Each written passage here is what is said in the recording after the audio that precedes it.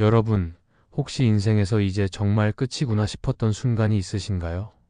저는 13번의 대기업 입사 실패 후 겨우 들어간 작은 회사에서 6개월 동안 매일 새벽 4시마다 실패 알림에 잠을 깨워야 했습니다. 핵심 개발자는 기술적으로 불가능하다며 떠났고 모든 사람이 저를 바보 취급했죠. 그런데 바로 그 절망의 순간, 저는 포기 대신 단 한 가지를 선택했습니다.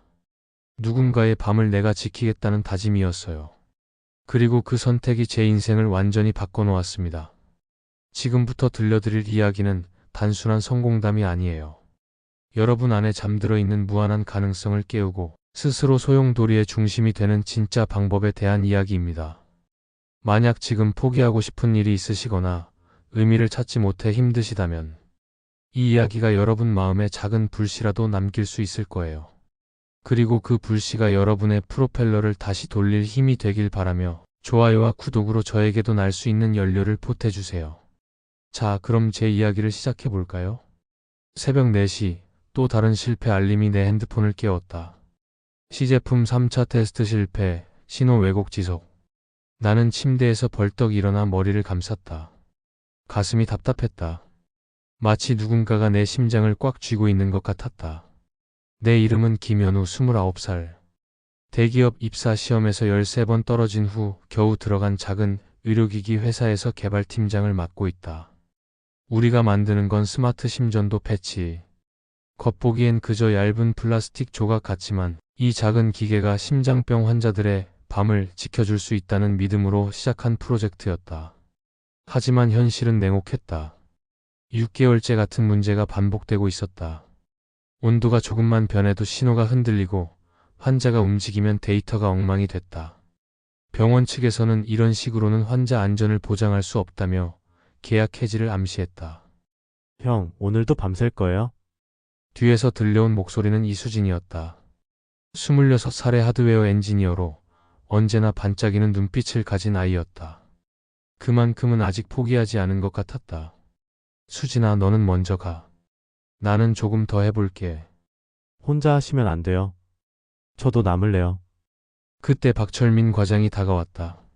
40살의 베테랑 개발자로 말은 적지만 손끝은 정확한 사람이었다. 그의 얼굴에는 깊은 피로가 서려 있었다. 현우야, 솔직히 말해서 이번 프로젝트는 애초에 무리였던 것 같다. 기술적 한계가 너무 명확해. 나는 박 과장의 말에 가슴이 철렁했다. 팀에서 가장 믿을 만한 사람이 이런 말을 한다는 것은. 그런데 더 충격적인 일이 기다리고 있었다. 다음 날 아침, 우리 팀의 핵심 개발자였던 정민호가 사직서를 냈다. 형, 미안해요. 더 이상은 저도 먹고 살아야 하거든요. 민호는 똑똑했다. 너무 똑똑해서 때로는 차갑게 느껴질 정도였다. 하지만 그의 기술력은 우리 팀에서 없어서는 안 될 존재였다. 민호야, 조금만 더 기다려봐. 분명히 방법이 있을 거야. 형, 현실을 봐요. 이미 6개월째 같은 문제예요. 기술적으로 불가능한 걸 계속 붙잡고 있으면 안 돼요. 그의 말이 가슴에 비수처럼 박혔다. 하지만 나는 포기할 수 없었다. 이 프로젝트를 시작할 때 떠올렸던 그 장면이 아직도 생생했기 때문이다. 할머니가 병원 침대에 누워 가슴에 손을 얹고 숨을 고르던 모습. 현우야, 밤만 되면 가슴이 두근거려서 잠을 못 자겠다고 하시던 목소리. 그때 나는 마음속으로 다짐했다. 언젠가는 이런 분들이 편안히 잠들 수 있도록 도와드리겠다고. 그날 밤 나는 혼자 실험실에 남았다. 형광등의 하얀 빛 아래서 나는 노트에 그림을 그리기 시작했다. 병실의 밤. 침대 위에서 편안히 잠든 환자. 머리만 모니터에 안정적인 초록선. 그 그림을 마음속에서 1000번, 10,000번 그렸다. 마치 이미 그 미래를 살고 있는 것처럼. 왜 이렇게 집착하는 거지? 나 자신에게 물었다. 답은 명확했다. 이 일이 단순히 내 직업이 아니라 내 사명이 되어버렸기 때문이었다. 나는 더 이상 월급을 받기 위해 일하는 사람이 아니었다. 나는 누군가의 밤을 지키는 사람이었다. 다음 날부터 나는 달라졌다. 수진이와 박 과장에게 내 비전을 더욱 구체적으로 설명했다. 단순히 기술적 문제를 해결하는 것이 아니라 우리가 만들어낼 미래의 모습을 함께 그려보자고 했다. 우리가 성공하면 전국의 심장병 환자들이 더 이상 밤에 두려워하지 않아도 돼요. 가족들도 안심하고 잠들 수 있고요. 수진이의 눈이 반짝였다. 맞아요, 형. 우리가 하는 일이 정말 의미 있는 거네요. 박 과장도 천천히 고개를 끄덕였다. 그렇게 생각하니까 다시 해볼 만하네. 우리는 문제를 새로운 관점에서 바라보기 시작했다. 기존에는 신호 왜곡을 완전히 차단하려고 했다면 이제는 왜곡을 예측하고 보정하는 방향으로 접근했다. 마치 지하철이 역에 들어올 때 처음엔 크게 흔들리다가 마지막에 부드럽게 정착하는 것처럼. 그거다. 어느 날 새벽 나는 벌떡 일어났다. 브레이크 소리에서 영감을 얻은 새로운 알고리즘이 머릿속에 번개처럼 떠올랐다. 나는 즉시 수진이와 박 과장에게 연락했다. 지금 당장 와봐요. 방법을 찾았어요. 우리는 밤새워 새로운 필터링 시스템을 구현했다. 센서 자체도 완전히 새로 설계했다. 땀에 덜 민감한 소재, 더 유연한 접착 방식, 환자의 움직임을 예측하는 인공지능까지.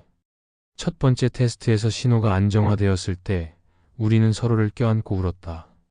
수진이는 우리가 해냈어요. 라며 펄펄 뛰었고 박 과장은 눈물을 훔치며 이제야 진짜 엔지니어가 된 것 같다고 말했다. 하지만 진짜 시험은 그 다음에 찾아왔다. 병원 실증 테스트에서 예상치 못한 문제가 발생한 것이다.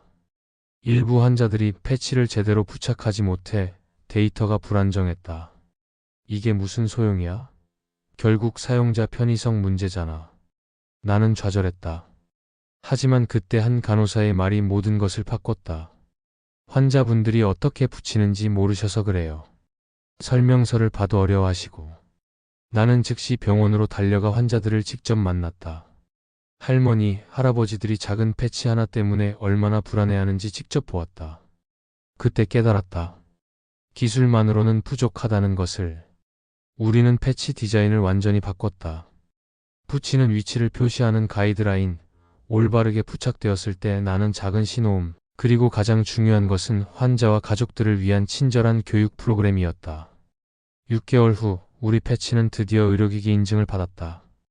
그리고 첫 번째 상용화 제품이 병원에 공급되기 시작했다. 얼마 후 한 통의 편지가 회사로 왔다.